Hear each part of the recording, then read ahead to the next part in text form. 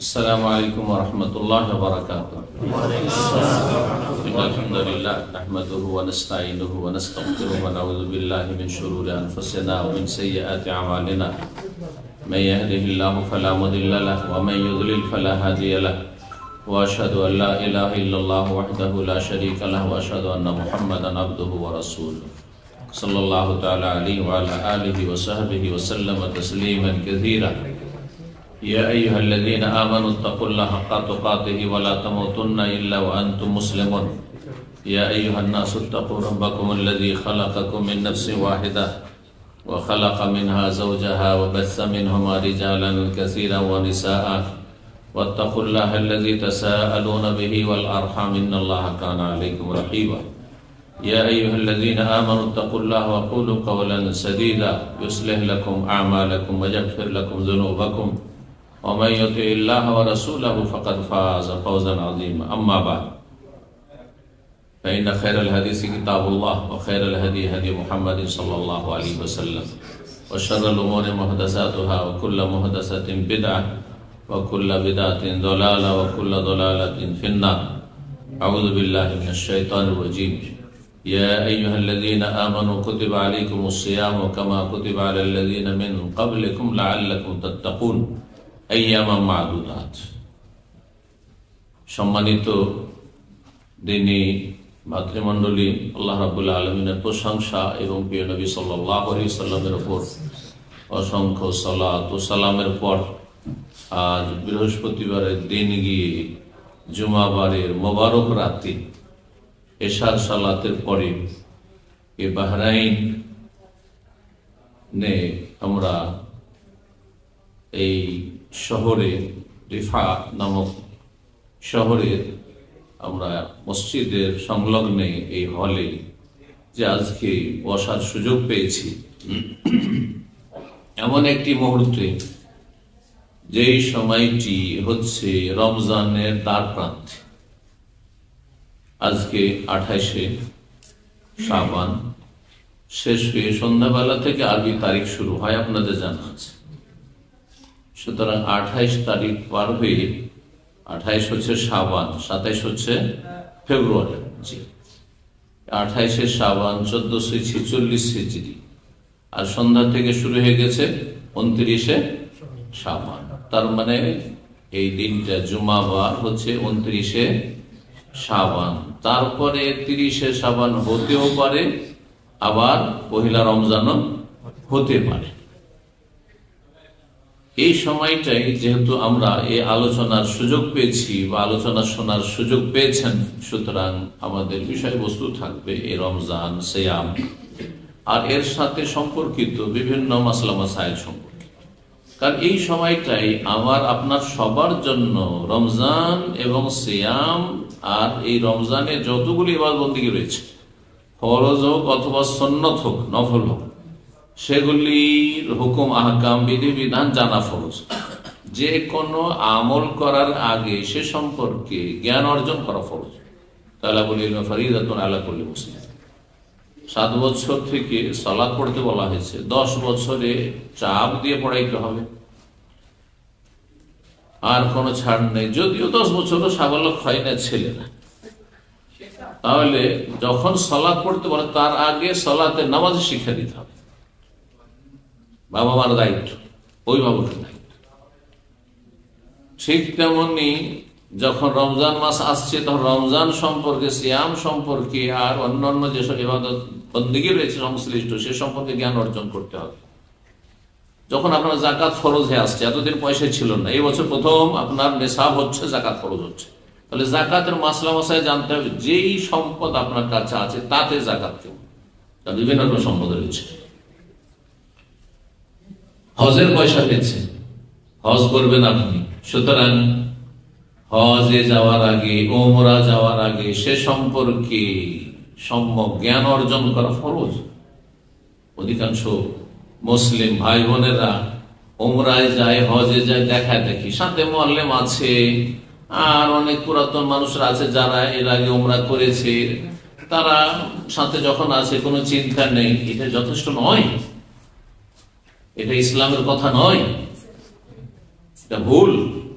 আপনার ওমরা যাওয়ার আগে ওমরা জ্ঞান অর্জন করা ফরজ, হজে যাওয়ার আগে হজের জ্ঞান অর্জন করা ফরজ। এটি ব্যবসা শুরু করতে যাচ্ছেন, সেই ব্যবসার হুকুম, এই ব্যবসা জায়েজ কোনখানে না জায়েজের দিক হইতে পারে সেটা ফরজ। এই কথা মনে রেখে আমাদের এই রমজান সম্পর্কে আলোচনাটি শুনবেন, আর শোনার পরে আমলের চেষ্টা করবেন। আল্লাহ যেন আমাদের সকলকে তৌফিক দান করেন। কয়েকটি বিষয় নিয়ে রমজান সংক্রান্ত আলোচনা আমাদের থাকবে, যেগুলি জানা আমাদের জন্য অত্যন্ত জরুরি। রমজান আসার আগে রমজানের প্রস্তুতি হইতে হবে। আপনার বাড়িতে যদি মেহমান আসে, তাহলে তার জন্য একটা প্রস্তুতি আছে, মানসিক, পারিবারিক, খাবার দাবার ইত্যাদি, আপ্যায়ন ব্যবস্থা কি করব, কিভাবে দেখা সাক্ষাৎ, কোথায় বসতে দেব ইত্যাদি। তেমনি রমজান মোবারক আপনার আমার সবচাইতে বড় গুরুত্বপূর্ণ একটি সম্মানিত মেহমান বলতে পারেন। আপনার আর আমার সামনে আগমন করছে, সুতরাং তার অভ্যর্থনা কেমন হবে, তাকে কিভাবে আপনি স্বাগত জানাবেন, সেটা আপনাকে জানতে হবে। এমনটা হইলে হবে না যে অন্য অন্য মাসগুলি যেমন যাচ্ছে আর তারপর অন্য মাস শুরু হচ্ছে, রজব শেষ হলো, শাবান শুরু হইলো, যেমন চলে গেছে, মাস যাচ্ছে মাস শুরু হচ্ছে, তেমনি শাবান শেষ হলো আর রমজান শুরু হলো, ব্যাস ওই রকমই থাকলে চলবে না। রমজান মাস আসার আগে, রমজান মাসে প্রবেশ করার জন্য, রমজান মাসকে স্বাগত জানাবার জন্য আপনাকে প্রস্তুতি লাগে। ঈমানি প্রস্তুতি, মানসিক প্রস্তুতি, আপনার ইবাদত বন্দেগীর জন্য আপনার শারীরিক প্রস্তুতি। সিয়াম রোজা ফরজ, তো রোজা রাখার জন্য আপনার প্রস্তুতি। ওটা 11 মাস আপনি দিনে 14 বার করে পানাহার করেছেন, আর রমজান মাসে সারা দিনে আপনি একবার ভোর রাতে সাহারি আর ইফতারি, এর মাঝখানে পানাহার নেই। সুতরাং এর জন্য আপনার প্রশিক্ষণ লাগে, অভ্যাস। এই হিকমতের কারণেই শাবান মাসে বেশি বেশি সিয়াম পালন করা, রোজা রাখা রাসূল সুন্নাত। কয়েকটা রোজা রাখলে না খেয়ে থাকা অভ্যাস হয়ে গেছে, পিপাসায় থাকা 12-14 ঘন্টা পিপাসায় থাকা অভ্যাস হয়ে গেছে, যার ফলে রমজান আসলে প্রথম রমজানে আপনি হিমশিম খাবেন না। গুরুত্বপূর্ণ বিষয়, যারা রোজা রাখেননি, একটিও নফল রোজা, সুন্নত রোজা রাখেননি শাবানে, হঠাৎ করে যখন প্রথম রমজানে রোজা রাখবেন তখন বড় একটা ধাক্কা খাবেন। আর তাও যদি রোদ্রে আর গরমে বাইরে কাজ করতে হয়, ধাক্কা খাবেন। যাদের বেশি বেশি খেয়ে অভ্যাস, বেশি বেশি পান করে অভ্যাস ঘন ঘন, তাদের জন্য বড় কঠিন হয়ে পড়বে। এটাও একটা প্রস্তুতি, শারীরিক প্রস্তুতি, তার সাথে ইমানি প্রস্তুতি। প্রস্তুতি হচ্ছে এখানে যে এসেছেন, আপনি ডিউটির কাপড়ে চলে আসেননি, কিন্তু ময়লা আবর্জনা নিয়ে অনেকে ডিউটি করেছেন, আপনার সেখানে ইউনিফর্ম ছিল, তারপর ময়লা আবর্জনা, তাতে কালি বালি লেগেছিল, সেগুলি খুলে পরিষ্কার পরিচ্ছন্ন হয়ে, আর তারপরে গোসল টুসল করে, আর তারপরে আতর সেন্ট মেরে তারপরে এই মহফিল এসেছেন, তাই না? এখানে আসার জন্য একটা প্রস্তুতি। তার রমজান মাসে আসছেন, 11 মাসে বিভিন্ন পাপ করে আপনার কলবকে নাপাক করেছেন, আপনি বিভিন্ন পাপে জড়িয়েছেন, অনেক ফরজ ওয়াজিব ছুটেছে, অনেক হারাম নাজায়েজ কাজ হয়েছে, আল্লাহর হক নষ্ট হয়েছে, কারো কেউ বান্দার হক নষ্ট করেছে। সুতরাং আপনি এইসব নাপাকি নিয়ে, গুনার নাপাকি অপবিত্রতা নিয়ে রমজানে আপনি প্রবেশ করবেন, এটা আপনার জন্য মোটেই উচিত নয়। যেমন এখানে আপনি নাপাকি নিয়ে, ময়লা আবর্জনা নিয়ে প্রবেশ করবেন, আর আপনি গন্ধ ছড়াবেন, আপনার শরীর থেকে গন্ধ ছড়াবেন, এটা মোটেই উচিত নয়। তাহলে রমজান মাস আসার আগে কি করতে হবে? খালিস অন্তর থেকে তওবা করতে হবে। তওবা করাই হচ্ছে একজন মুমিনের কলবকে ধুয়ে মুছে পরিষ্কার করা। তওবা করা মানে ফিরে চলে আসা, আল্লাহর দিকে ফিরে আসা, শয়তানের দিকে ফিরে গেলে আল্লাহর দিকে ফিরে আসা। তওবা করা মানে হচ্ছে আপনার গুনাহ বন্ধ করে দেওয়া, তওবা শব্দ। তওবা করা মানে হচ্ছে অনতপ্ত লজ্জিত আল্লাহর কাছে, যা আমার দ্বারা পাপ হয়েছে, আমি পাপী না। তওবা করা মানে হচ্ছে, তার শর্ত হচ্ছে আগামী যেন প্রতিজ্ঞা করে, জীবনে আমি এরকম করবো না। নামাজে ঘাটতি ছিল, আর জীবনে নামাজে ঘাটতি করবো না। হারাম না যায় বিভিন্ন কাজে জড়িয়েছিলাম, জীবনে আর এই হারাম কাজগুলি করবো না, পাক হবো না, আমার কলবকে, আমার আত্মাকে, রূহকে কলুষিত করবো না। এইভাবে আপনি প্রস্তুতি নেবেন, তওবা করে ক্লিন হয়ে আপনি যদি রমজানে প্রবেশ করেন তাহলে রমজানের ফলাফল পাবেন। আর রমজানের ইবাদত বন্দেগীর মধ্যে সবচেয়ে গুরুত্বপূর্ণ ইবাদত 5 ওয়াক্ত সালাতের পরে আর তাওহীদের পরে হচ্ছে রমজানের সিয়াম। ইয়া আইয়ুহাল্লাযীনা আমানু কুতিবা আলাইকুমুস সিয়ামু কামা কুতিবা আলাল মিন ক্বাবলিকুম লাআল্লাকুম তাত্তাকুন। ঈমানদারগণ, তোমাদের সিয়ামকে ফরজ করা হয়েছে। কুতিবা আলাইকুমুস সিয়াম, যেমন আগের যত উম্মত এসেছে নবীদের সমস্ত উম্মতের উপর সিয়াম রোজা ফরজ করা হয়েছিল। পরিমাণ, ধরন, মাসলা মাসাইলের ভিন্নতা ছিল, কিন্তু রোজার ইবাদত, সিয়ামের ইবাদত ছিল। মারিয়াম আলাইহিস সালাম রোজা রেখেছেন, আম্বিয়া রাসূলগণ রোজা রেখেছেন। কামা কুতিবা আলাল মিন ক্বাবলিকুম লাআল্লাকুম তাত্তাকুন, যাতে করে তোমরা পাপ মুক্ত হতে পারো, তাকওয়া অর্জন করতে পারো। তাকওয়া অর্জন করা মানে পাপ মুক্ত হওয়ার জন্য ট্রেনিং, প্রশিক্ষণ নিতে পারো। রমজান মাস হচ্ছে তরবিয়তের মাস, রমজান মাস হচ্ছে প্রশিক্ষণের মাস, রমজান মাস হচ্ছে আপনার অনুশীলনের মাস। এর মাধ্যমে আপনি কেমন করে গুনাহ থেকে বাঁচতে হয়, তাকওয়া মানে বাঁচা, গুনাহ থেকে বাঁচতে পাপ মুক্ত থাকতে হয়, নিজেকে সংযত রাখতে হয়। তাকওয়া মানে সংযত হওয়া, সংযত করা নিজেকে। কেমন করে সংযত জীবন যাপন করতে হয়, কেমন করে যেখানে আল্লাহ থামতে হবে সেখানে থামতে হয়, যেখানে রাসূলুল্লাহ সাল্লাল্লাহু আলাইহি ওয়াসাল্লাম থামতে হবে সেখানে থেমে যেতে হয়, যেখানে চলতে বলেছেন সেখানে চলতে হয়, যেখানে অগ্রসর হতে বলেছেন দ্রুত তো সেখানে সাবিকু, কম্পিটিশন করো, সেখানে দৌড় দিতে হয়। এর প্রশিক্ষণ। আল্লাহ জান্নাতের দিকে দৌড় দাও, আল্লাহ বলেছেন কোরআনে কারীমে, ওয়াসারিউ ইলা মাগফিরাতি রাব্বিকুম ওয়া জান্নাতিন। তো এর প্রশিক্ষণ এবং এর তরবিয়ত হচ্ছে এই রমজান মাস। সুতরাং এটা যেন আমাদের প্রত্যেকের মধ্যে থাকে যে রমজান মাস আসছে, এতে আমি এমন ভাবে খালেস তওবা করে রমজানে প্রবেশ করছি যে রমজান থেকে বেরোবো এমন অবস্থা নিয়ে যে আমার জন্য আল্লাহর পক্ষ থেকে জান্নাত যেন ফরজ হয়ে যায়, অবধারিত হয়ে যায়। আল্লাহ যেন তৌফিক দান করেন।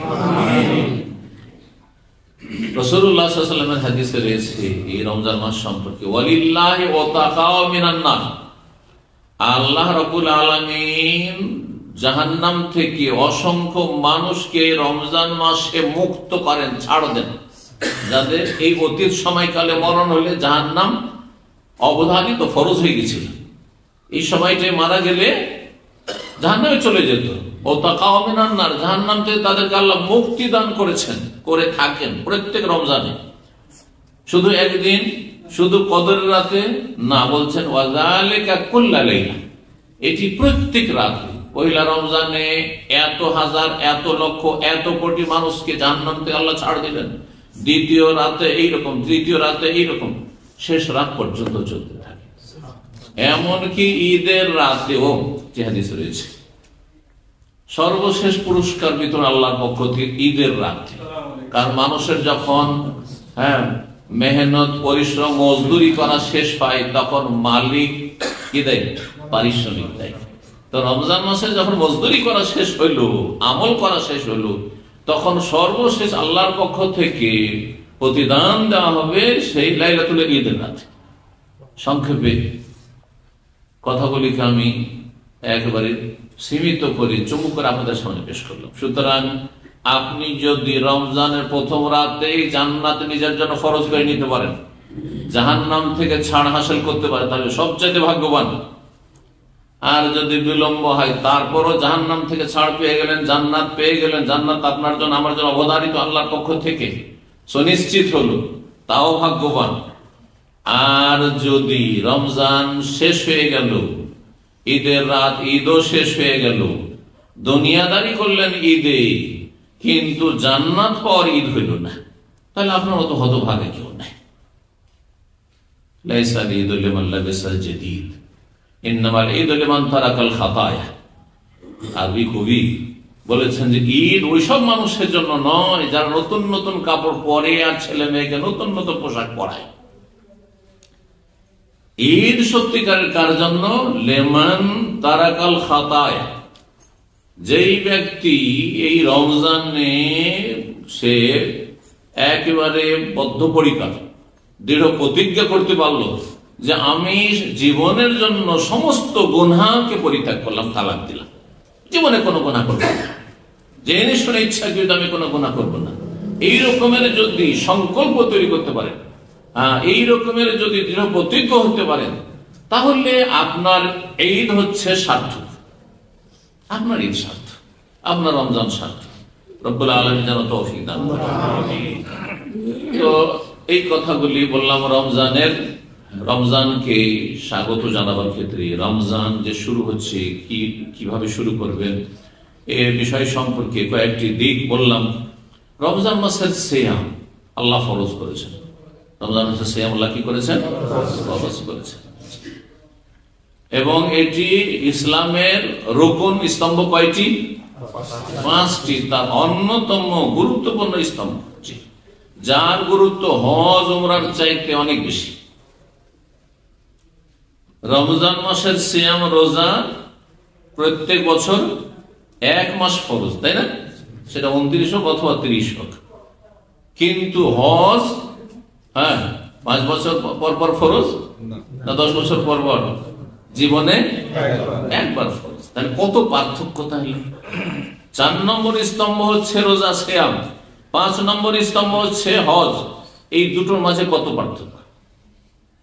যাকাত বছরে একবার ফরজ, তাই না? আর ফসল হলে যখন যখন ফসল উঠে আসবে।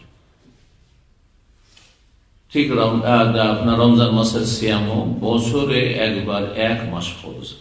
এখানে আর একটি কথা বলেনি, রমজান মাস শুরু করার ক্ষেত্রে আর অনেকে দ্বিধা দ্বন্দ্বে থাকেন, আর অনেকে মনে করে ক্যালেন্ডার মানে নিশ্চিত। সৌদি আরবের ক্যালেন্ডার সারা বিশ্বে একটা গুরুত্ব রাখে, তাই না? এবং অধিকাংশ বিশ্ব সৌদি আরবে যে ঈদ হচ্ছে সেটাকে ফলো করে, বিশেষ করে পশ্চিমা দেশগুলো। শুধু সমস্যাটা কোথায়? একদিন পরে ভারত, বাংলাদেশ, পাকিস্তান এইসব দেশগুলিতে দ্বন্দ্ব শুধু।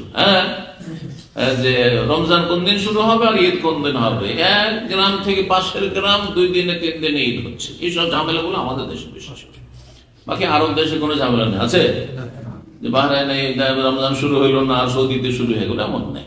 এমনকি ইউরোপ, আমেরিকা, কানাডা সবাই ফলো করে যে সৌদি আরব যেহেতু মুসলিম দেশ, আর সেই দেশে মুসলিম আপনার মাইনরিটি বসবাস করে, সংখ্যালঘু, সুতরাং তারা ফলো করে যে মক্কা মদিনায় আমাদের কি শুরু হয়েছে, রমজান শুরু হয়েছে, সুতরাং আমাদের শুরু।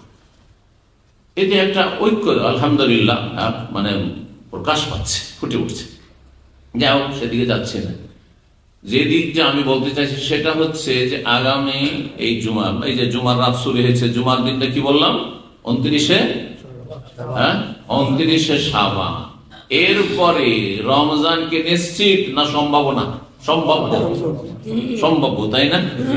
এই মর্মে রাসূলুল্লাহ সাল্লাল্লাহু আলাইহি ওয়াসাল্লাম বলেছেন, সহিহ বুখারী মুসলিমের হাদিস, সুমু লিরুয়াতিহি ওয়া আফতিরু লিরুয়াতিহি, তোমরা চাঁদ দেখে রোজা ধরো, সিয়াম শুরু করো, ওয়া আফতিরু লিরুয়াতিহি, আর তোমরা চাঁদ দেখে রোজা বন্ধ করো।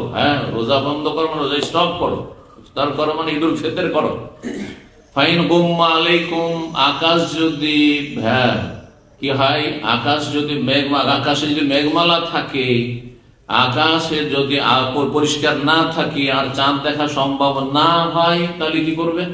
আর যেমন এখন বর্তমান যে আবহাওয়া আছে, আরব দেশে যেখানে বসবাস করছেন, কি আকাশে মেঘ আছে, সুতরাং চাঁদ দেখার সম্ভাবনা কম। যদি চাঁদ দেখা, আমাকে আপনাকে ফিকির করতে হয় না চাঁদ দেখা, কারণ চাঁদ দেখার মতো মুসলিম দেশে আলহামদুলিল্লাহ সরকারি ব্যবস্থা আছে। এখানে চাঁদ দেখার খবর আসলো না, তাহলে কি করতে হবে? তাহলে শাবানকে 30 পুরা করে নাও। তাহলে আগামী এই যে জুমার দিন যে শুরু হয়েছে, রাত শুরু হয়েছে, এই যে জুমা পড়বেন, তারপরে সূর্য ডুবে, সেই সময় যদি চাঁদ দেখার খবর আসে, তাহলে আপনি কি করবেন? রমজান শুরু করে 29-এর পরে। আর যদি চাঁদ দেখার খবর না আসে, তাহলে কি করতে হবে? শাবানের 30 পুরা করে না, তাহলে শনিবারে শাবানের 30 হবে, আর রোজা শুরু হবে রবিবার থেকে। তাহলে শনিবারও রোজা থাকতে হইতে পারে, মানে আগামী রাতে সাহারি খেতে হইতে পারে।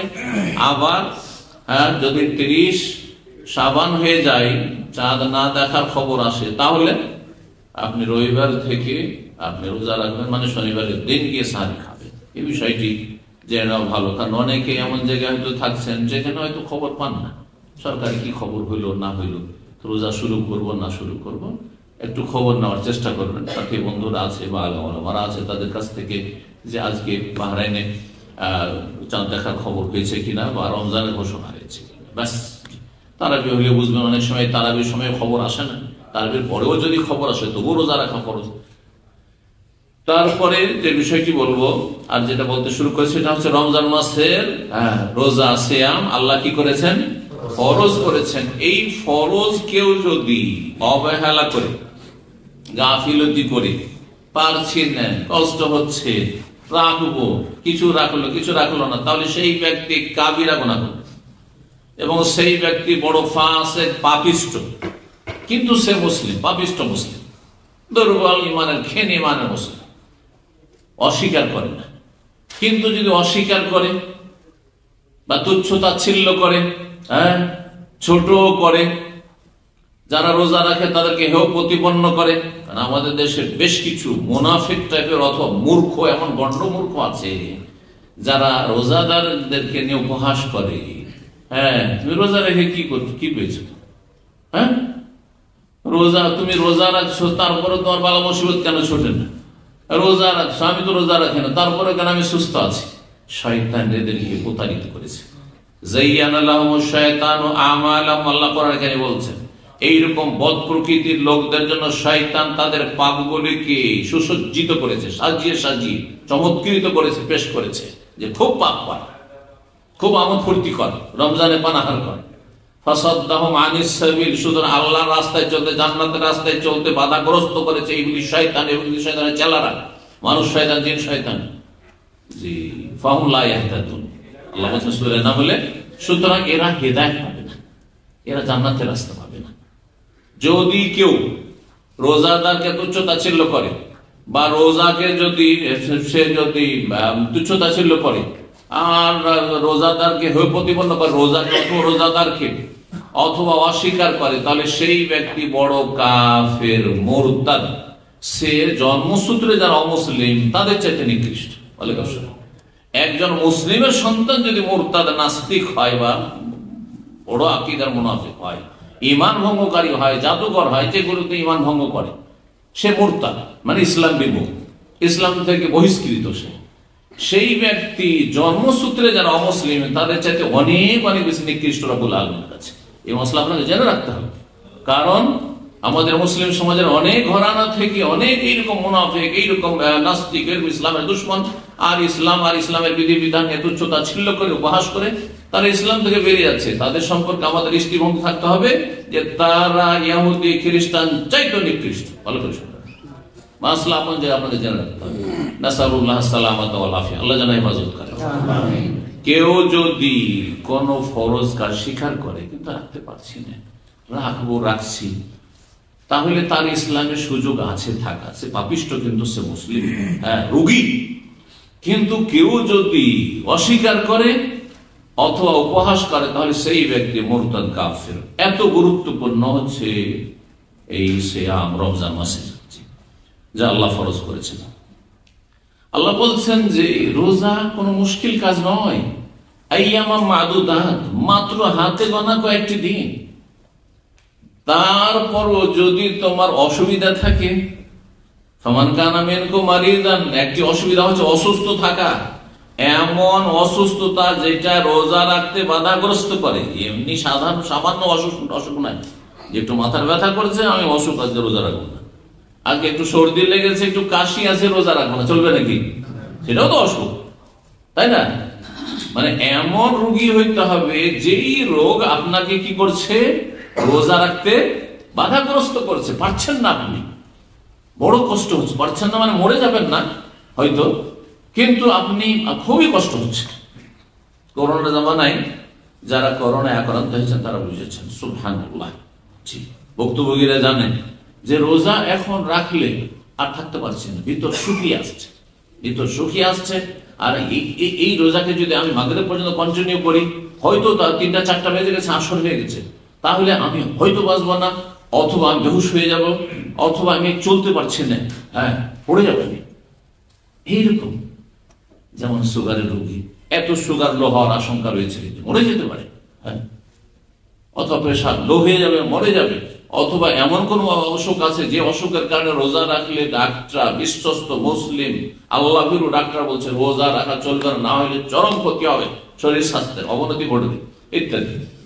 তাহলে তখন আল্লাহ বলছেন এটি একটি অজুহাত গ্রহণযোগ্য। আর একটি হচ্ছে আও আলা সাফার, অথবা আপনি সফরে আছেন, আর সফরে থাকাকালীন কষ্ট হইতে পারে। যারা সফরে থাকবেন তাদেরকে ওলামারা 3 ভাগে ভাগ করেছেন। সবাই একই রকমের মুসাফির নয়।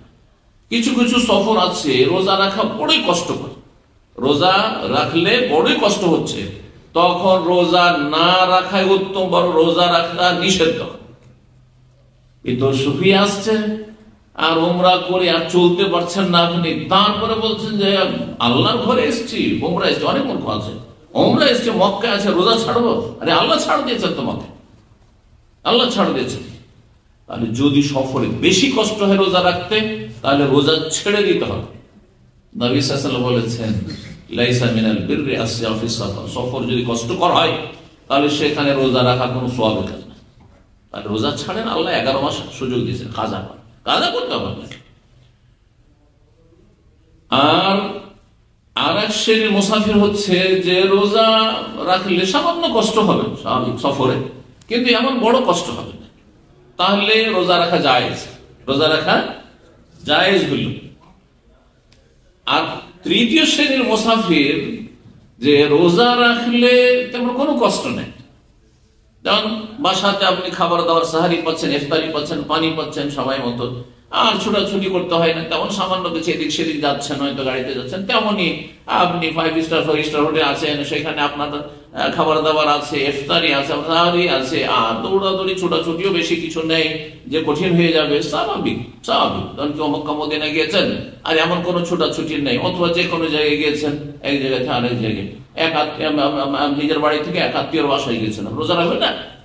কোন অসুবিধা আছে এই মধ্যে সফরে? কোনো অসুবিধা নেই। তাহলে আপনার জন্য রোজা রাখাই হচ্ছে রোজার, কারণ এই মোবারক সময় রমজান, এই রমজানের এই মূল্যবান সময় অন্য মাসে কাজা করলেও পাবেন না, আপনি কোন রকম কাজা কি আদায় হবে এই ফজিলত পাবেন না। আশা করি মনে রাখবেন বিষয়টি, কারণ আপনারা অনেক সময় সফর করবেন, দেখবেন আপনার অবস্থা বুঝে ব্যবস্থা করবেন। কখনো রোজা রাখা উত্তম, কখনো রোজা রাখা জায়েজ, আর কখনো রোজা ছাড়া জরুরি যদি দেখেন যে আমার প্রাণ নাশ হইতে পারে, মরে যাবো, অথবা আমি বেহুশ হয়ে যাব, আমি অচল হয়ে যাব, আমার রোগ বেড়ে যাবে, তখন রোজা ছেড়ে দিতে হবে সফর। তারপরে স্থায়ী রোগী না হলে, স্থায়ী রোগীর ক্ষেত্রে শুধু ফিদিয়া, অস্থায়ী রোগী আল্লাহ বলছেন ফামান কানা মিনকুম মারিদান আও আলা সাফারিন ফাইদ্দাতুম মিন আইয়ামিন উখরা, অন্য দিনে সংখ্যা পুরা করে নেবে। তাহলে মনে রাখতে হবে বড় যে আমার কয়টি রোজা ছুটেছে। গত রমজানও মাশাআল্লাহ আপনার উপর আমার উপর রোজা ফরজ ছিল না? সবাই স্বাভাবিক ছিলেন গত রমজানও। সুতরাং গত রমজানের রোজা কাজা আছে কিনা আপনাকে মনে রাখতে হবে, এটি ফরজ কাজ, আপনার ফরজ। আপনার স্ত্রী রোজা ছুটেছে রমজান মাস মাসিকের কারণে, বিশেষ করে মহিলাদের রোজা কয়দিন ছুটেছে মাসিকের কারণে অথবা সফরের কারণে বা অসুস্থতার কারণে, মনে রাখা ফরজ, কারণ এটি আপনার দিন, আপনার এটি ফরজ ইবাদত। আর তারপরে সেটা এই দীর্ঘ 11 মাসের মধ্যে যে কোনো সময় এক টানাও রাখতে পারেন, অবিরাম, আবার বিরতি দিয়ে গ্যাপ দিয়ে আপনি একটা করে ভেঙেও রাখতে পারেন, কিন্তু 11 মাস ছাড় দেওয়া হয়েছে। গত রমজান রোজা এখনো বাকি, আর এই রমজান চলে আসল রাখলেন না, অথচ কোন শরীয়তের কোন অজুহাত ওজোর ছিল না গ্রহণযোগ্য, তাহলে গুনাহগার। এরপরেও রাখতে হবে, গুনাহগারও হলেন, আবার রাখতে হবে, না হলে মাফ পাবেন না। সুতরাং যাদের কাজা রোজা হবে বা হয়েছে এর আগে সজাগ হন, এবং যাদের এই রমজান চলে আসলো কাজা রোজা এখনো রাখেননি, আল্লাহর কাছে তওবা করেন, অনুতপ্ত হন যে এটি একটি বড় গুনাহ করলাম, কবিরা গুনাহ করলাম, আল্লাহ যেন মাফ করেন। এবং এই কাজা পুরা করার যেন তৌফিক দান করেন। রমজান মাস আসলে রাসূলুল্লাহ সাল্লাল্লাহু আলাইহি ওয়াসাল্লাম অত্যন্ত খুশি হইতেন এবং সাহাবায়ে কেরাম অত্যন্ত খুশি হতেন, আর রাসূলুল্লাহ সাহাবায়ে কেরামদেরকে সুসংবাদ দিতেন। সুনান নাসাইতে একটি হাদিস রয়েছে, হাদিসটি সহিহ, এবং মুসনাদ আহমদে এই ভাষাতে রয়েছে যে কানা রাসূলুল্লাহ ইউবাশশিরু আসহাবাহু, রাসূলুল্লাহ সাল্লাল্লাহু আলাইহি ওয়াসাল্লাম তার সাহাবায়ে কেরামদেরকে, সহচরদেরকে তিনি সুসংবাদ দিতেন যে কাদ আতাকুম রমাদান, তোমাদের সামনে রমজান আগমন করেছে, শাহরুন মুবারাক, সেটি হচ্ছে বরকতপূর্ণ মাস, বরকত আর বরকতের মাস। এই রমজান মাস হচ্ছে বরকতের মাস। রাসূলুল্লাহ সাল্লাল্লাহু আলাইহি ওয়াসাল্লাম বলেছেন বরকত। রমজান মাসের যদি ইবাদত গুলি করেন, ফরজ ইবাদত আদায় করেন, সুন্নত ইবাদত করেন, নফল ইবাদতবন্দি করেন, যত বেশি করবে তত বেশি আপনার লাইফে বরকত হবে, আপনার শরীর স্বাস্থ্যে বরকত হবে, আপনার মানসিক অবস্থায় বরকত হবে, আপনার এলেম আমলে বরকত হবে, আপনার রুজিতে বরকত হবে, আপনার ছেলে মেয়েতে বরকত হবে, আপনার বাড়ি ঘরে বরকত হবে, যেখানে আপনি বসবাস করছেন, যে চাকরি করছেন, ব্যবসা করছেন, তাতে বরকত হবে। মোবারক মানে সার্বিক দিক থেকে মোবারক। কোরআনকে আল্লাহ বলেছেন মোবারক, কিতাবুন আনজালনাহু ইলাইকা মুবারাকুন, সূরা সাদে আল্লাহ বলেছেন এমন এক মহাগ্রন্থ আল কোরআন, আনজালনাহু, হে নবী তোমার প্রতি নাযিল করেছি, মুবারাকুন বরকতময়, বরকতপূর্ণ কিতাব।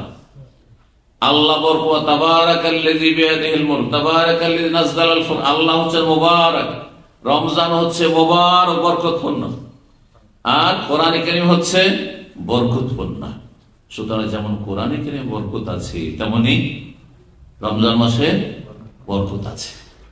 এই জন্য রাসূলুল্লাহ সাল্লাল্লাহু আলাইহি ওয়াসাল্লাম হাদিস রয়েছে যে হাসরের মাঠে কোরআনে কারীম আসবে, আর এই রমজান মাসের সিয়াম রোজা আসবে।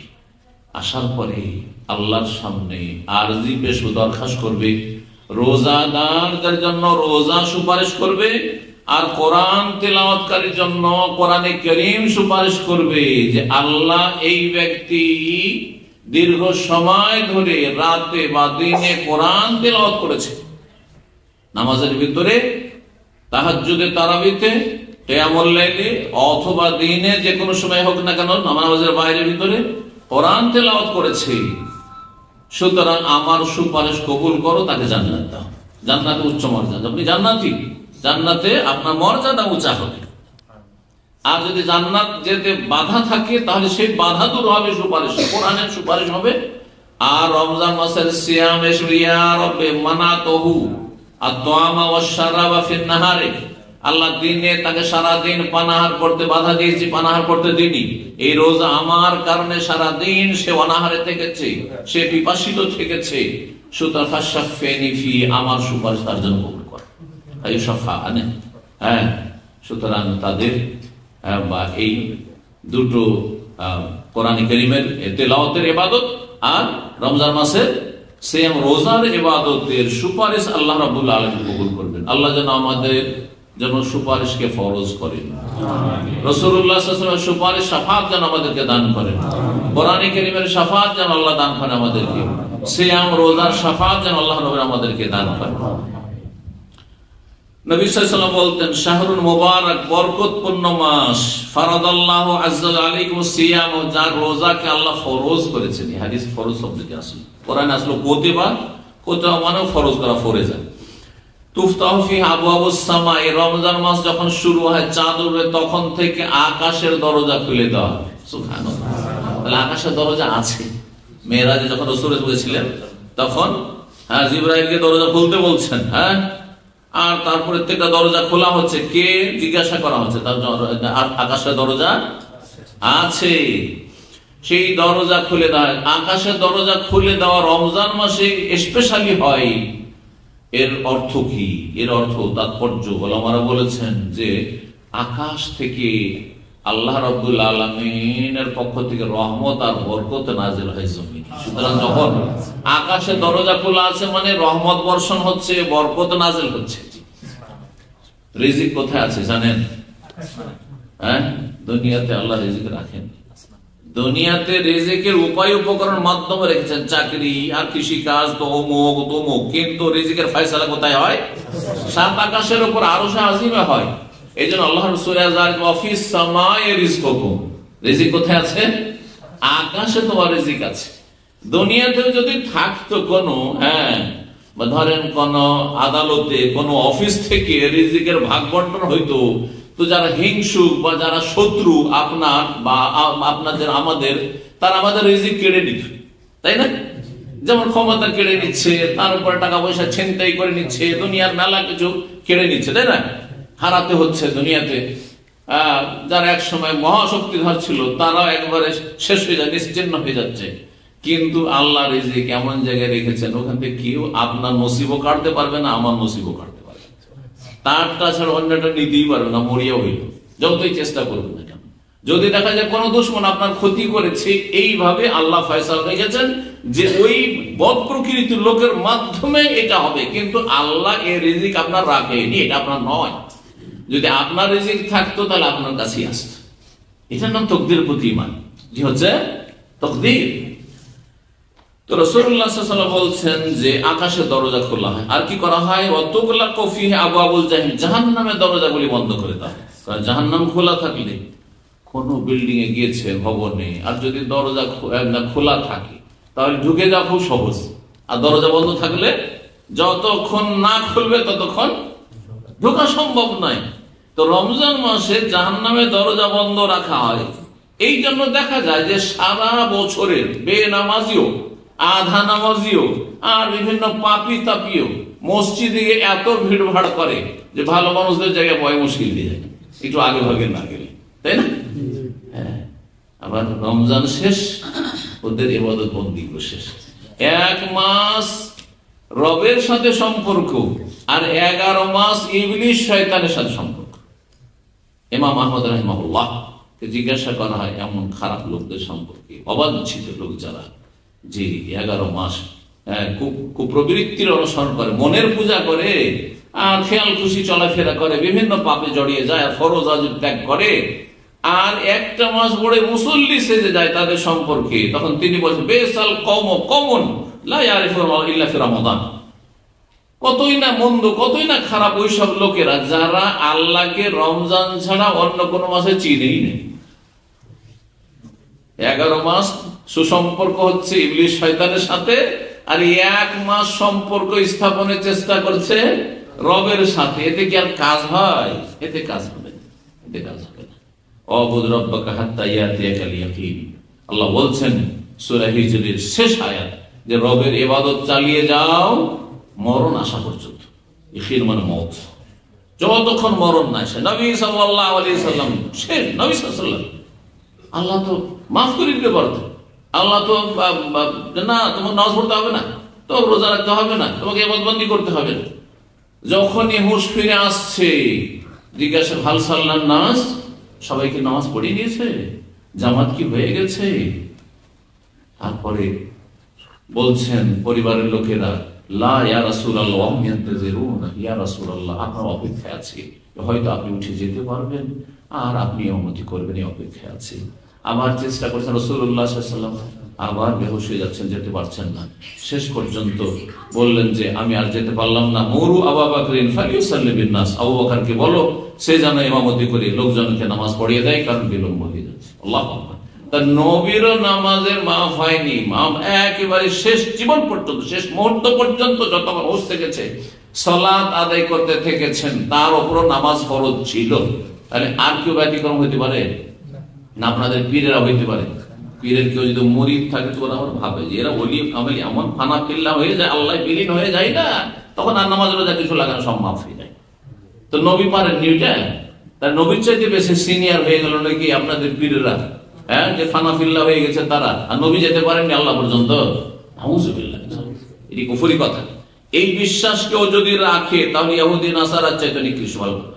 কারো ইবাদত বন্দেগীতে মাফ নেই, আম্বিয়া রাসূলের মাফ ছিল না, সুতরাং কারো মাফ নেই। আপনাকে যখন ফরজ আদায় করে যেতে হবে, আমাকে ওইভাবে ফরজ আদায় করে যেতে হবে। আপনি যদি ফরজ আদায় না করেন, ফরজ আদায় না করেন, হারাম নাজায়েজ কাজে লিপ্ত থাকেন, তো জাহান্নামে যেতে হবে। ঠিক তেমনি আমাকেও জাহান্নামে যেতে হবে। নাসাল্লাহ সালামাত ওয়া আফিয়া। আল্লাহ যেন হেফাজত করে এবং জান্নাতুল ফিরদাউস আমাদের সকলকে দান করে। রাসূলুল্লাহ সাল্লাল্লাহু আলাইহি ওয়াসাল্লাম বলছেন যে জাহান্নামের দরজা রমজান মাসে কি করা হয়? চাঁদ উঠলে বন্ধ করে দেওয়া হয়। তুগাল্লু ফিহি মারাদাতুশ শায়াতিন, আর যেগুলো বিতাড়িত শয়তান।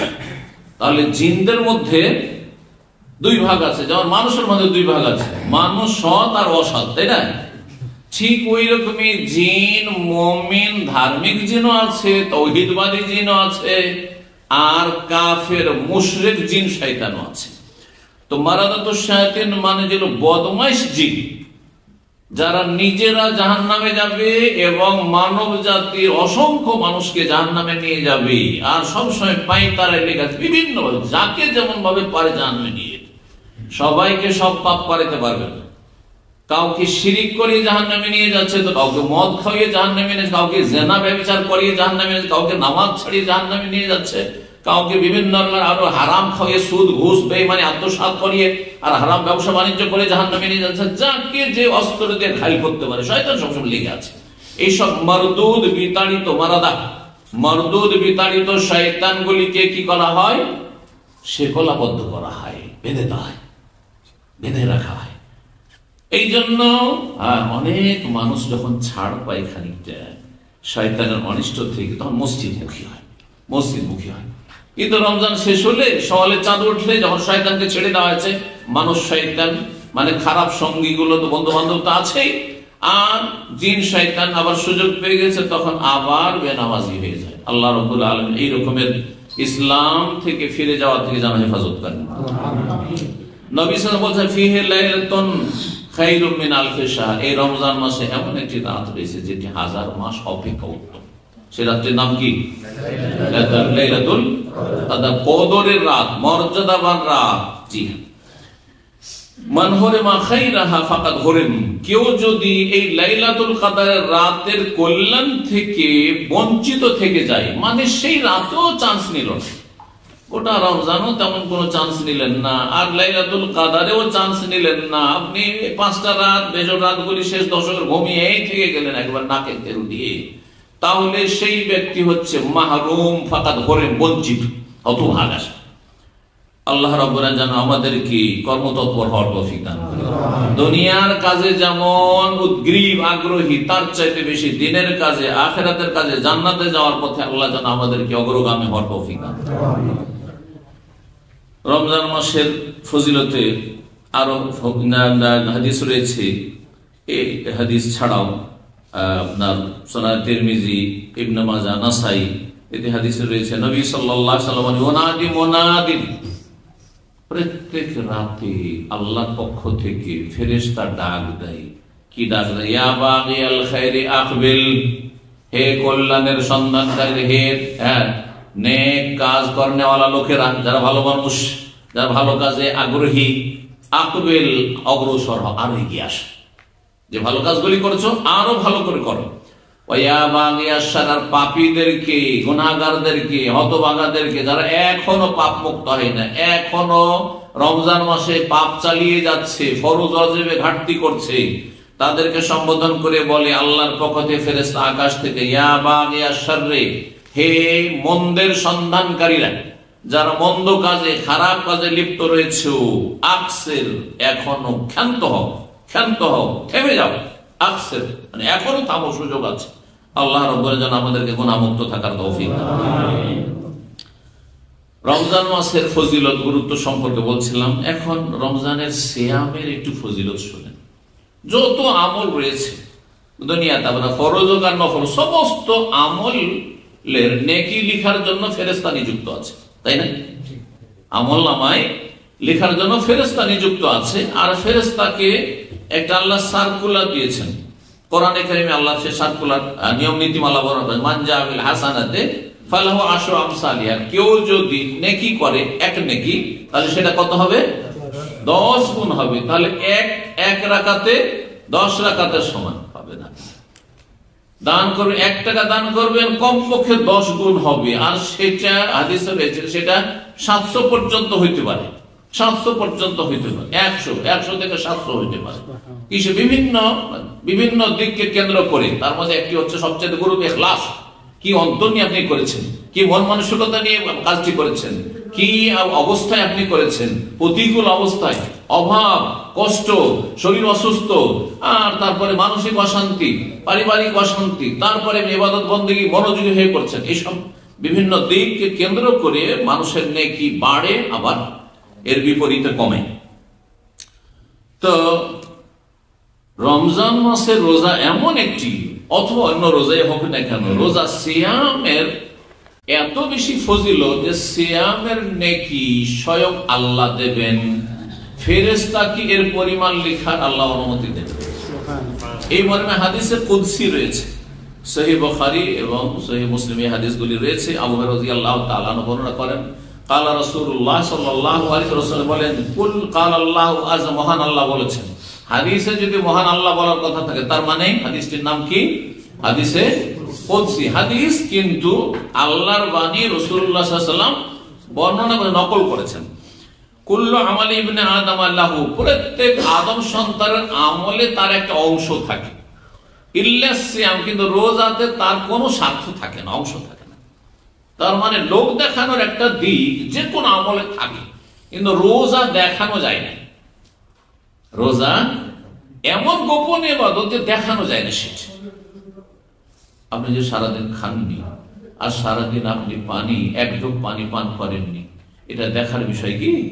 এটা জানার বিষয় কার উপায় আছে? যদি বাড়ির লোক সবাই মদ পেতে থাকে আর রুমমেটরা সব মদ পেতে থাকে, তারপরে বাথরুমে গিয়েও তো পানি খেয়ে নিতে পারেন, হ্যাঁ, নদীতে ডুব দিয়েও তো পানি খেয়ে নিতে পারেন, পুকুরে গোসল করতে ডুব দিয়েও তো পানি খেয়ে নিতে পারেন, তাই না? আপনি যখন গোসল করছেন আর পানি আপনার শরীরে, তখনও তো পানি খেয়ে নিতে পারেন, তাই না? কেউ দিশা পাবে, টের পাবে? কেউ টের পাবে না। কিন্তু যে কোনো ইবাদত করেন মানুষ টের পাবে। হ্যাঁ, নামাজ পড়লে মানুষ জানবে যে নামাজ পড়ছেন না। আপনি মসজিদ যেতে হবে, পুরুষ মানুষ আপনাকে, মহিলা নামাজ পড়লেও দেখতে হবে যে রুকু সিজদা করছে, বাড়িতে নামাজ পড়ছে। আচ্ছা, যাকাত দিলেও, সাদকা করলেও মানুষ জানতে পারে, দেখতে পাবে। ওমরা গেলে, হজ করলে, যে কোনো নেকির কাজ করেন, বাপ মায়ের সাথে সদাচরণ করছেন, ভালো খেদমত করছেন, সব জানতে পারবে। হ্যাঁ, যার যে কল্যাণ করেছেন সে তো জানছে কমপক্ষে, যত গোপনে করেন। কিন্তু রোজার ক্ষেত্রে আল্লাহ ছাড়া, অথচ রোজাদার সুবহানাল্লাহ কত ঈমান ইয়াকিন নিয়ে রোজা রাখে, যে একজন রোজাদার যে আল্লাহ পরকালে বিশ্বাসী, ওকে যদি বলেন যে তোমাকে 10,000 দিনার বা 1,00,000 দিনার, কি দিরহাম না, এখানে দিরহাম, দিনার, আমার গোলমাল হয়ে যাবে দুবাই আর এখানকার টাকাতে দিরহাম না দিনার, আবার কুয়েতি দেনার, এখানেও দেনার, বাহরাইনি দেনার, যদি 1,00,000 দেনার দেবো, এই রোজাটা ছেড়ে দেব। ধরেন কোন মানুষ শয়তান আছে, পয়সাওয়ালা, আর রোজার দুশ্মন, ইসলামের দুশ্মন, যদি আমাকে কাউকে বলে যে তোমাকে এই একটা রোজা ছাড়ো, তোমাকে 1,00,000 দিনার দেবো, ছাড়বেন? ছাড়বেন? সুবহানাল্লাহ, ছাড়বেন না। তাহলে কি ঈমান ইয়াকিন নিয়ে আপনি রোজাটা রাখছেন, চিন্তা করুন। আর এটা যেই ব্যক্তি ইবাদত করে সেটা অনুভব করে। এটা ছোট বাচ্চারা যখন রোজা রাখে, দেখেছেন কচি কাচ্চারা, ওকে ওর বাপ বলছে, মা বলছে, সবাই বলছে তো রোজা ছেড়ে দে, ও কান্নাকাটি শুরু, রোজা ছাড়বে না। খিদায় ছটপট করছে, পিপাসায় ছটপট করছে, কাঁদছে, তো রোজা ছেড়ে দো তাহলে, না আমি ছাড়বো না। এটা ঈমান, এটা ঈমানের দাবি। চিন্তা করুন তাহলে আপনার রোজা কত পড়ল। তো আল্লাহ রাব্বুল আমাদেরকে ইখলাস যেন দান করেন এবং আমাদেরকে যেন জান্নাতুল ফিরদাউস দান করেন, উত্তম প্রতিদান দান করেন। এই ক্ষেত্রে নবী সাল্লাল্লাহু আলাইহি ওয়াসাল্লাম বলছেন, ইল্লা ফাইন্নাহু লি, আল্লাহ বলছেন হাদিসে কুদসি, রোজা শুধু আমার জন্য, দুনিয়ার কোনো স্বার্থে কেউ রোজা রাখে না। ওয়া আনা আজিজি বিহি, এর বদলা প্রতিদান স্বয়ং আমি নিজ হাতে দেব। আল্লাহ এর পরিমাণ দেবেন, কত দেবেন আল্লাহ একমাত্র জানেন। ফেরেশতাদেরকে বলেননি, জানান নেই যে এত নেকি দেব। সুবহানাল্লাহ, চিন্তা করুন, এর হচ্ছে রোজার ফজিলত। আর তারপর রোজাদারের মুখে সারাদিন যখন পাকস্থলী খালি হয়ে যায় আর ক্ষুধাই থাকে, তখন ভিতর থেকে একটা গ্যাস গন্ধ বেরোয়। এটা কিন্তু সেই মুখের দাঁতের গন্ধ না, আর মুখের ভিতরের গন্ধ নয়। কারণ এইটাকে অনেকে মুখের গন্ধ মনে করে যে না রোজা অবস্থায় আমি সব করবো না, আর রোজার রাতে আমি ব্রাশ করব না, পেস্ট ব্যবহার করব না, কারণ আমি মুখের গন্ধটা রাখতে চাই আল্লাহর কাছে এটি মিস্কের সুগন্ধির চাইতে, আতরের চাইতে বেশি মূল্যবান। এটা অর্থ বুঝে নিব। মুখের গন্ধ আল্লাহ কখনো পছন্দ করেন না, কারণ এটা হচ্ছে দুর্গন্ধ, এবং এই গন্ধটি পাশের লোকে, অন্য মুসল্লিদেরকে বা আপনার স্ত্রীকে কষ্ট দেবে, দেবে না? একজন মহিলার মুখে যদি গন্ধ থাকে তো তার স্বামী কষ্ট পাবে না? হ্যাঁ, ছেলেমেয়েরা আপনার পাশে বসছে আর তাদের মুখ দিয়ে যদি গন্ধ ছড়ে তো কষ্ট পাবে না? বাবা মা কষ্ট পাবে, অবশ্যই কষ্ট পাবে। আল্লাহ এটা কখনো পছন্দ করে না।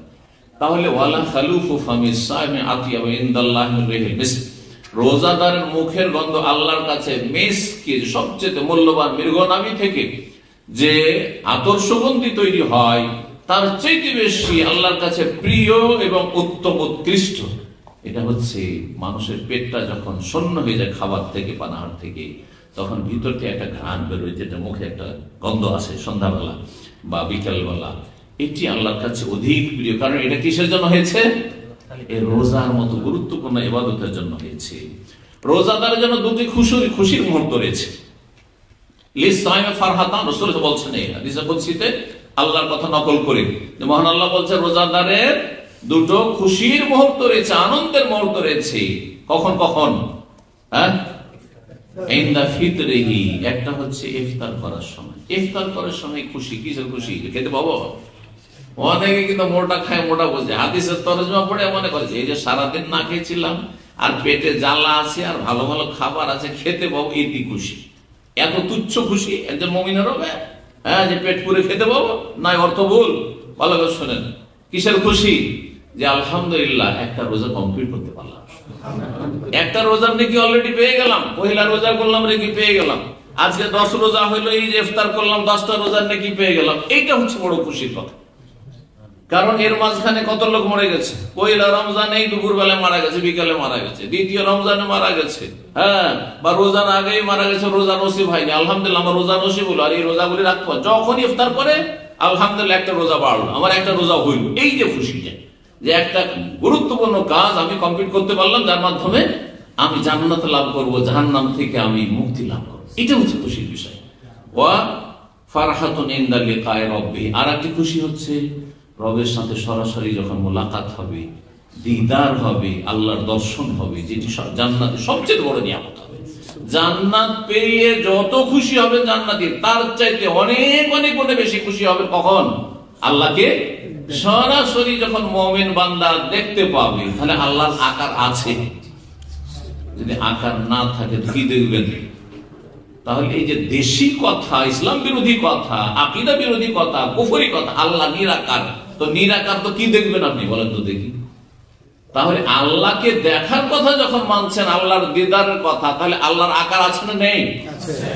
যদি বলেন যে আমি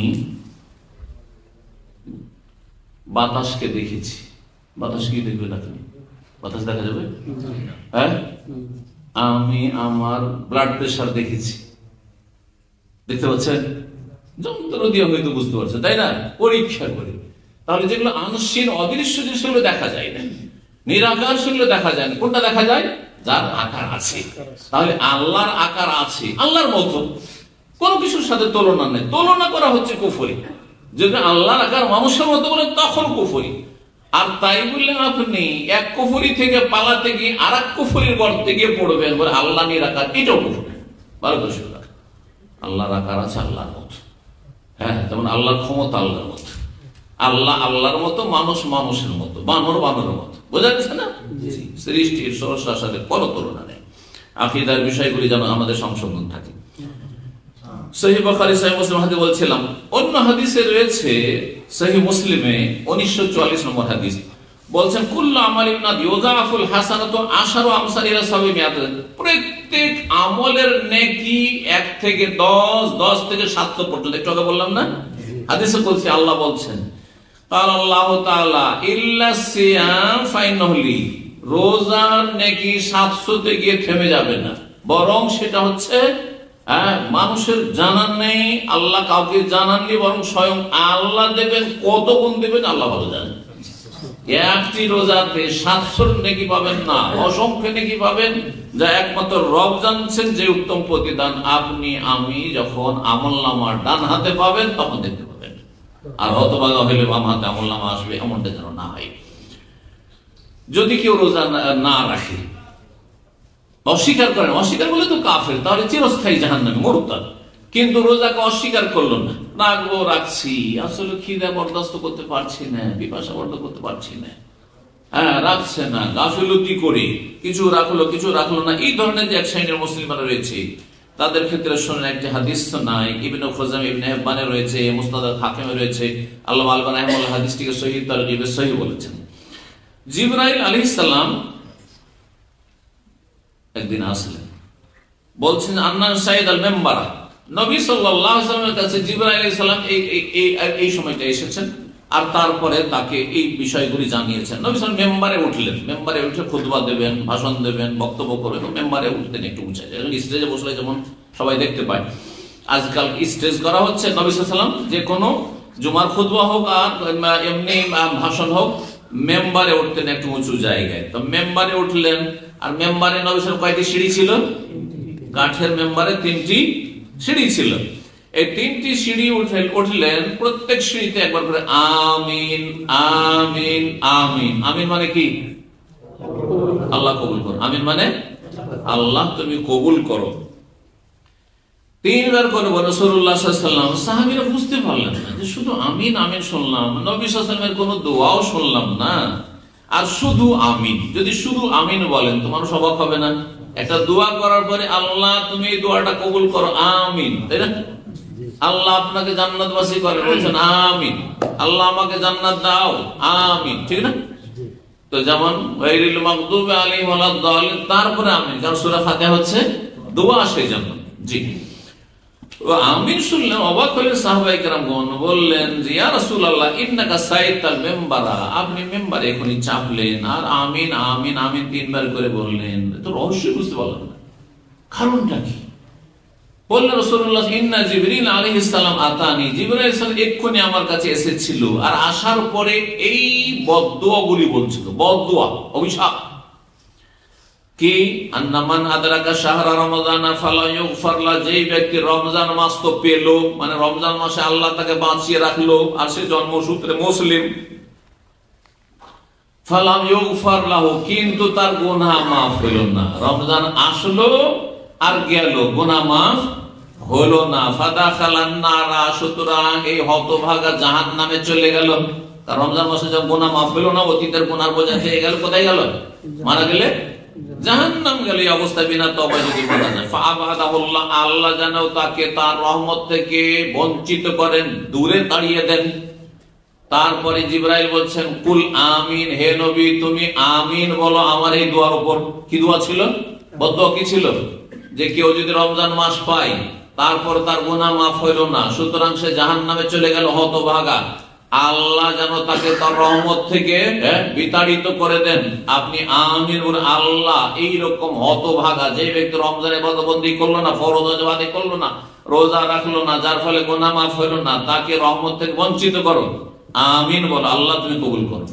সবচেয়ে শ্রেষ্ঠ ফেরেশতার বদদুয়া আর সবচেয়ে শ্রেষ্ঠ রাসূলের বদদুয়া। চিন্তা করেছে, আমার দোয়া মিস হইতে পারে, আপনাদের দোয়া মিস হইতে পারে, কিন্তু নবীর দোয়া মিস হবে?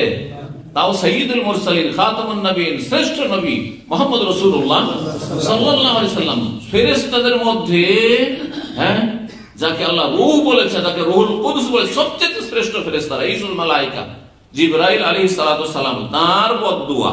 সুতরাং এতে কোনো সন্দেহ নাই, যেই ব্যক্তি রমজান মাস আসলো অথচ সেই ব্যক্তি ফরজ ওয়াজিব আদায় করলো না, রোজা রাখলো না, জাহান্নামে চলে গেল, আল্লাহ তাকে তার রহমত থেকে তাড়িয়ে দেন। আমিন বলেছেন রাসূলুল্লাহ সাল্লাল্লাহু আলাইহি ওয়াসাল্লাম, বদদুয়া দিয়েছেন জিবরাইল আলাইহিস সালাম। আর কে ছিল জানেন? কেউ যদি নবীর নাম শুনে কিন্তু একবারও দুরূদ পাঠ করলো, কমপক্ষে মজলিসে একবার দুরূদ পাঠ করা উচিত, একবার ওয়াজিব, আর বাকি যতবার নবীর নাম আসবে ততবার দুরূদ, ছোট্ট দুরূদ সাল্লাল্লাহু আলাইহি ওয়াসাল্লাম পড়ে নেওয়া মুস্তাহাব। একবার দুরূদ পড়লে লাভকার। নবীর দুরূদ মানে নবীর জন্য দোয়া করলেন আপনি, তাই না? নবীর জন্য একবার দোয়া করলেন, আল্লাহর কয় গুণ রহমত আপনার পাশ হলো? 10 গুণ। সাল্লাল্লাহু আলাইহি ওয়াসাল্লাম। কত লাভ! 1 টাকা ইনকাম করে 10 টাকা পান। কোন হতভাগা আছেন যে আমি 1 টাকা ব্যবসা করে 10 টাকা, 1 টাকা পুঁজি লাগিয়ে 10 টাকা লাভ। এই ব্যবসা যদি সুযোগ পান, সবাই সে ব্যবসা শুরু করে, দুনিয়ার ব্যবসা। এত দুনিয়া ভালো করে বোঝেন, কিন্তু দিন বুঝলেন না। নবীর নাম আসছে, আমাদের দেশের বক্তারা হুজুরে পাক বলেছেন, নবীজি বলেছেন, নবী বলেছেন, অমুক বলেছেন, লা হাওলা ওয়ালা কুওয়াতা, আমার হাবিব বলেছেন। আরে আমার হাবিবের চাইতে বেশি গুরুত্বপূর্ণ সাল্লাল্লাহু আলাইহি ওয়াসাল্লাম। আমার হাবিব বলে আপনি দোয়া করলেন না, আমার প্রিয় বললেন, কিন্তু দোয়া কোথায় নবীর জন্য আপনার? হ্যাঁ, আর সালাত ও সালামের দোয়া স্বয়ং আল্লাহ বলেছেন, সাল্লু আলাইহি ওয়া সাল্লিমু তাসলিমা। ভালো করে শুনেন, জি, বেদাতি দুরূদ পড়ে কাজ হবে না। সুন্নতি দুরূদ যখন যখন নবীর নাম আসে বলবেন সাল্লাল্লাহু আলাইহি ওয়াসাল্লাম, 10 গুণ রহমত আল্লাহর পক্ষ থেকে নাযিল হবে। আর যদি একবারও না পড়েন, ফরজ ত্যাগ করেন, তাহলে বদদুয়া পেতে হবে কার? জিবরাইলের ওই আমিন। নবী সাল্লাল্লাহু আলাইহি ওয়াসাল্লামের বদদুয়া আর জিবরাইলের বদদুয়া, যে আল্লাহর রহমত থেকে দূর করুন। তৃতীয় ব্যক্তি কি হতভাগা? যে বাবা মাকে বার্ধক্য অবস্থায় পেয়েছে, বুড়ো বাবা মা, 70, 80, 90 বছর বয়সের বাবা মা, অথবা অসুস্থ বাবা মা, অচল বাবা মাকে পেয়েছে, তারপর জান্নাত যেতে পারলো না, কারণ বাবা মায়ের সাথে দুর্ব্যবহার করলো, বেয়াদবি করলো, কষ্ট দিল, মানসিক, শারীরিক, আর্থিক কষ্ট দিল। আবার আল্লাহ যেন তাকে রহমত থেকে বিতাড়িত করেন, এই বদদুয়া কে দিয়েছেন? জিবরাইল আলাইহিস সালাম। নবী সাল্লাল্লাহু আলাইহি ওয়াসাল্লাম কি বলেছেন? আমিন। আল্লাহ জিবরাইলের দোয়া কবুল করুন, আল্লাহ যেন হেফাজত করেন। আল্লাহর হক আদায় করবেন রোজার মাধ্যমে, নবীর হক আদায় করবেন দুরূদ পাঠের মাধ্যমে, পিতামাতার হক আদায় করবেন, হ্যাঁ, তাদেরকে খুশি রাখার মাধ্যমে, যাতে খুশি হয়, যে প্রয়োজনগুলি হয়।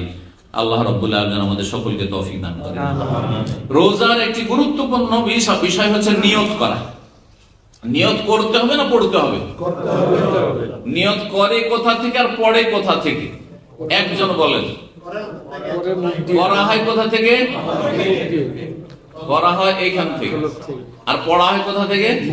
এইখান থেকে। এইখান থেকে পড়া সুন্নাত, মুস্তাহাব না বেদাত? বেদাত। আলহামদুলিল্লাহ জানছেন, যে জানেন না ভালো করে জেনে, যারা জানেন না তাদেরকে জানিয়ে দেন। এইখান থেকে যদি নিয়ত করেন তাহলে বেদাত, আর এইখান থেকে নিয়ত করেন তাহলে সেটা ফরজ। ফরজ না করলে হবে না। ধরেন রমজানের চাঁদ উঠে গেছে, পয়লা রমজান, আর আপনি জানতেই পারলেন না রমজান শুরু হয়েছে, হ্যাঁ, সুতরাং নিয়ত করেননি। কি নিয়তে শুয়েছেন? আপনি ঘুমিয়েছেন যে শাবানের 30 তারিখ মনে করে, হয়তো যেমন আগামীকালকে আগামী রাত যে আসছে, সেই রাতে আপনি জানতে পারলেন না যে রমজানের চাঁদ উঠেছে, আর আপনি শুয়ে গেলেন, নিয়ত করেননি রোজার, আর সাহারি খাওয়া হলো না, যেহেতু আপনার নিয়তই নাই।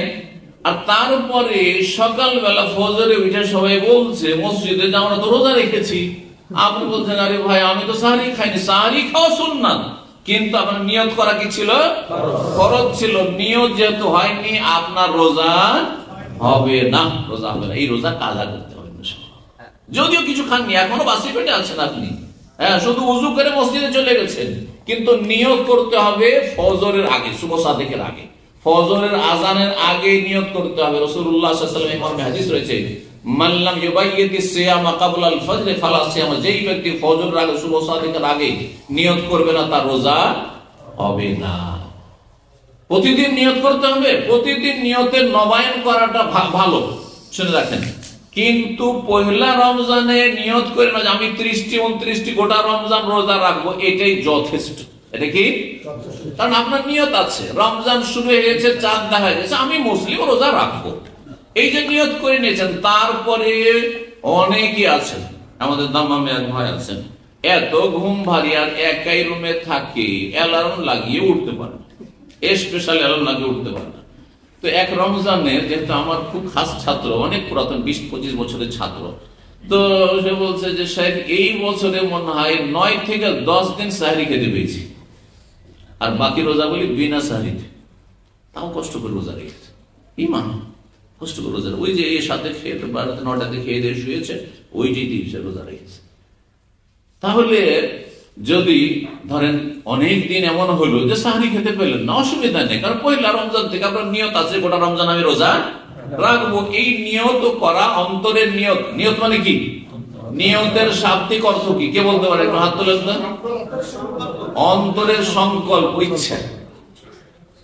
যখন বলছেন আমার নিয়ত আছে ঈদটা দেশে গিয়ে করব, বলছেন না, মানে কি নাওয়াইতু বাংলাদেশ বলেছেন নাকি? নিয়ত, দুনিয়ার নিয়ত গুলো সব আমার নিয়ত আছে আমি সৌদিতে ব্যবসা করব, আমার নিয়ত আছে আমি ইনভেস্টর হব। আপনি পড়েছেন নাওয়াইতু আন আকুনা মুস্তাসমিরান ফিল বাহরাইনে, বলেছেন নাকি? তাহলে দুনিয়ার নিয়ত এখানে হয়, এমনকি সমস্ত আমলেরও নিয়ত কি হয়? এখানে হয়। শুধু বেদাতীদের নামাজের নিয়ত আর রোজার নিয়ত এখানে হয়। হ্যাঁ, নাওয়াইতু আন আসুমা গাদান এটা পড়তে হবে, আর নামাজের নাওয়াইতু আন উসাল্লিয়া লিল্লাহি তাআলা সালাতাজ যুহরি ফরিদাতান লিল্লাহি মুতাওয়াজ্জিহান কাবাতিশ শরীফাতি আল্লাহু আকবার। কাবার দিকে মুখ করে, তো মাথার উপরে কি আসলে বলবেন না? ছাদ আছে না খোলা মাঠে পড়েছেন বলতে হবে না? পায়ের তলায় মাটি আছে না কার্পেট আছে বলতে হবে না? ডানে কি আছে বামে আছে বলতে হবে না? ভুল করে বলেন না ওইটা বেদাত, ওইটা বেদাত। তোমারটা কি বুঝতে পারছেন না? পারছেন না? বেদাত করবেন না, না হলে আমল বরবাদ হয়ে যাবে। জি, নিয়ত করতে হবে, এইখানে নিয়ত করতে হবে। আচ্ছা বলুন তো, শুধু নামাজ রোজা বাদে যাকাত আপনারা দিচ্ছেন যারা, কোনদিন নিয়ত করেছে? নাওয়াইতু যাকাতা লিতাজকিয়াতিল মালে, মালকে পাক পবিত্র করার জন্য, ধন সম্পদকে জীবনে পড়েছে? দান সাদকা করেছেন, কোনদিন নিয়ত পড়েছে? হ্যাঁ, এমনকি জিকির করেছেন সুবহানাল্লাহ আলহামদুলিল্লাহ, কোন সময় জিকির করেছেন না? জিকিরের নিয়ত পড়েছেন? কারণ জিকির করা ইবাদত নয়, সুবহানাল্লাহ পড়া ইবাদত নয়, আলহামদুলিল্লাহ লা ইলাহা পড়া ইবাদত নয়। কেন নিয়ত পড়েন না? নিয়ত যদি পড়তে হয় তো সব আমলই পড়তে হবে, আর ছাড়তে হয় তো সব আমলই ছাড়তে হবে। আল্লাহ যেন সঠিক বুঝ দান করেন এবং ভালো আমলে তৌফিক দান করেন। এই বেদাতে আমল করে জান্নাত পাওয়া যাবে না, আল্লাহ হেফাজত করুন। নফল রোজার ক্ষেত্রে অসুবিধা, নফল রোজা দিনও নিয়ত করা যায়। ধরেন এখনো বাসি পেটে আছেন, আর সকাল 8টা-10টায় নাস্তা না করে চলো আজকে তো সোমবার, রোজাটা রেখেই, আজকে বৃহস্পতি রোজাটা রেখেই, অসুবিধা নেই, জায়েজ আছে, যতক্ষণ খাননি কিছু পানার করেননি। কিন্তু ফরজ রোজার ক্ষেত্রে নিয়ত আপনার হইতে হবে কখন থেকে? ফজরের আগে থেকে। এই মর্মে বেশ কিছু হাদিস রয়েছে। যখন আপনি রোজা রাখবেন শুধু পেটকে রোজা রাখাইলে হবে না, আপনার গোটা শরীরের অঙ্গ সবগুলিকে রোজা রাখাইতে হবে। কি থেকে? রোজা রাখা মানে বিরত, রোজার মানে সিয়াম মানে বিরত থাকা। তো বিরত রাখতে হবে সমস্ত পাপাচার থেকে, তার নেগেটিভ যত গুনাহ আছে গুনাহ থেকে বেঁচে থাকতে হবে রোজার অবস্থায়, এবং এটি ট্রেনিং কোর্স সর্ব অবস্থায়, রোজার দিনেও রাতেও গোটা বছর সারা জীবন এই ট্রেনিং কোর্স এর মাধ্যমে। যে রোজার দিনে আমি পানাহার করলাম না, যে পানাহার রোজার রাতে জায়েজ আমার জন্য, সে সুতরাং সুদ খাবো না, ঘুষ খাবো না, হারাম খাবো না, হারাম কাজ করবো না, হারাম দেখবো না, হারাম শুনবো না, আর পাপে লিপ্ত থাকবো না, অন্যায় করবো না, জুলম অত্যাচার করবো না, যেটা সর্বদা হারাম, এর ট্রেনিং করা। সুতরাং রোজা রাখলে গোটা শরীরকে সমস্ত গুনাহ থেকে রোজা রাখাইতে হবে, শরীর অঙ্গ প্রত্যঙ্গকে। আর রোজা রাখার আরেকটি গুরুত্বপূর্ণ দিক হচ্ছে যে রোজা যখন রাখছেন তো অন্যান্য ফরজগুলি যথাযথ আদায় করতে হবে। রোজা রাখছেন আর সাহারি খেয়ে রাত 12টায় দোকানপাট বন্ধ করে ডিউটি করে গিয়ে সাহারিটা খেয়ে রাত 12টা 1টা-2টার সময় ঘুমিয়ে গেলেন আর ফজর পড়লেন না, রোজা হবে? এইরকম রোজা রাখবেন না? না, রোজা রাখবেন এইভাবে। আর রোজা রাখবেন না মানে আমি বলছি না যে রোজা ছেড়ে দেন, আপনি রোজা রাখেন আর ফজর পড়েন, কারণ আপনার রোজার চাইতে ফজরের নামাজ বেশি গুরুত্বপূর্ণ। সুতরাং আল্লাহর ওয়াস্তে আপনি রোজাকে যদি সেভ করতে চান, রোজা দিয়ে যদি কিছু ফলাফল আপনার জীবনে দুনিয়া আখিরাতে পেতে চান, তাহলে আল্লাহর ওয়াস্তে 5 টাইম নামাজ পড়ুন, আল্লাহ যেন তৌফিক দান করেন। সুতরাং ফরজ ওয়াজিবে যেন ঘাটতি না থাকে, হারাম নাজায়েজে লিপ্ত না থাকেন, মানুষের গীবত করবেন না, চুগলখড়ি করবেন না, ধোঁকাবাজি করবেন না, হারাম ব্যবসা বাণিজ্য করবেন না, হারাম রোজগার করবেন না, হারাম খাবেন না এবং হারাম কাজ করবেন না। আল্লাহ বেঁচে থাকার তৌফিক দান করেন। রোজা অবস্থায় দোয়া কবুল হয়, রোজা অবস্থায় দোয়া কবুল হয়। দোয়া কবুলের যে সময়গুলি রয়েছে বা অবস্থা রয়েছে মুহূর্তের মধ্যে একটি গুরুত্বপূর্ণ হচ্ছে রোজার অবস্থায় সারাদিন যে কোনো সময় দোয়া কবুল হয়। আর বিশেষ যত ক্ষুধার্ত হবেন, যত সন্ধ্যা ঘনিয়ে আসবে আসর থেকে মাগরিব, এই সময়টা আরো বেশি, যত পেটে জ্বালা আছে, আল্লাহর ভয় আপনি খাচ্ছেন না, আল্লাহর ভয় আপনি পানি পান করছেন না, তত বেশি দোয়া কবুলের চান্স রয়েছে। সুতরাং এই সময় সময়গুলিতে আপনি কি করবেন, বেশি বেশি দোয়া করবেন। আর ইফতারির সহি দোয়া যেটি রয়েছে সেটি হচ্ছে যাহাবা জামা আবদাল্লাতিল উরুক ওয়া সাবাতাল আজরা ইনশাআল্লাহ। আর আল্লাহ মালাকা সুমতু আলা রিজকিকা আফতারতু হাদিসটি আবু দাউদের, কিন্তু হাদিসটি দুর্বল, আর সুতরাং সেটি না পড়ে সহি দোয়াটি পড়বেন। আর এছাড়া আমাদের দেশে বাড়তি কিছু বেদাতি দুটি বাক্যের সংযোজন করে পড়ে, দুটি তিনটি, আল্লাহ মালাকা সুমতু ওয়াবিকা আমানতু ওয়া আলাইকা তাওয়াক্কালতু ওয়া আলা রিজকিকা আফতারতু ওয়াবিকা আমানতু ওয়া আলাইকা তাওয়াক্কালতু, এটি কোন হাদিসে নেই, জয়ীফ হাদিসেও নাই। সুতরাং এগুলি জালিয়াতি ফাজাইলে আমলের, ফাজাইলে রমজানের ফজিলতের ফাজাইলে রমজান তাদের রয়েছে, আমাদের চিল্লাওয়ালা ভাইদের তাদের কিতাবে এই জালিয়াতি কথাবার্তা রয়েছে। সুতরাং এসব জাল কথা আমল করবেন না। আর তারপরে এর সাথে আরো অন্য কিছু লাগে না, যতটা লাগাবেন তত বেদাত হবে, ওসব থেকে বেঁচে থাকবেন। ইফতারি করবেন আপনি, ইফতার কি দিয়ে করবেন? জুস দিয়ে না পানি দিয়ে? হ্যাঁ, আগে পানি। এক নম্বরে কি? খেজুর। কোন খেজুর? রোতাব, যেটাকে তাজা খেজুর, হ্যাঁ, যেটা গাছ পাকা খেজুর। রোতাব খেজুর কোন খেজুরটা বলা হয়? গাছ পাকা খেজুর। যদি সেটা থাকে, সেটা যদি না থাকে তাহলে যে কোনো খেজুর দিয়ে ইফতার করবেন। সেটাও যদি না থাকে, আপনার সামনে জুস আছে, ভাত আছে, আর অন্য কিছু আছে, আর আপনার পানি আছে, কোনটা দিয়ে ইফতার করবেন? পানি দিয়ে ইফতার রাসূলুল্লাহ সাল্লাল্লাহু আলাইহি ওয়াসাল্লাম বলেছেন। আর তারপরে ধরুন অন্য খাবার খাবেন, আর আস্তে ধীরে খাবার খাবেন। একসাথে আপনি ইফতার করে সাথে সাথে ভরপেট খাবার খেয়ে নিলে, সামনে খাবার ভাত রাখা আছে, বিরিয়ানি আর খেয়ে নিলে, এটা শরীর স্বাস্থ্যের জন্য ক্ষতিকর।